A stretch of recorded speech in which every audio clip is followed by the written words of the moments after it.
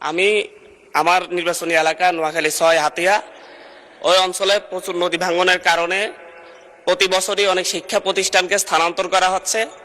কিন্তু সেই সকল শিক্ষা প্রতিষ্ঠান, প্রাথমিক এবং মাধ্যমিক শিক্ষা প্রতিষ্ঠানগুলো ওগুলা নিয়মিত বরাদ্দ না পাওয়ার কারণে এবং ওই প্রতিষ্ঠানগুলোর শিক্ষার্থী যারা আছে তাদের একটা তালিকা করে তারা ঠিকমতো পরবর্তীতে অন্য কোনো শিক্ষা প্রতিষ্ঠানে ভর্তি হতে পারতেছে কিনা, শুধু হাতিয়া নয়, এরকম নদী ভাঙন প্রবণ যত এলাকা রয়েছে ওই সকল অঞ্চলের শিক্ষার্থীরা ঠিকমতো অন্য শিক্ষা প্রতিষ্ঠানে ভর্তি হচ্ছে কিনা নাকি ঝরে পড়ে যাচ্ছে, এই তালিকা করার জন্য শিক্ষা মন্ত্রণালয়ের পক্ষ থেকে কোনো উদ্যোগ আছে কিনা।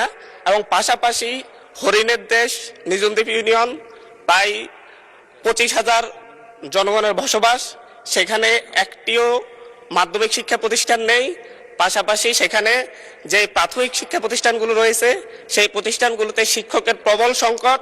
এই ব্যাপারে পিছিয়ে পড়া জনগোষ্ঠীর জন্য এবং আমাদের প্রত্যন্ত গ্রামাঞ্চলে শিক্ষা ব্যবস্থা পৌঁছে দেওয়ার জন্য সরকারের নতুন কোনো উদ্যোগ আছে কিনা সে ব্যাপারে আমি মাননীয় শিক্ষামন্ত্রীর কাছে জানতে চাই।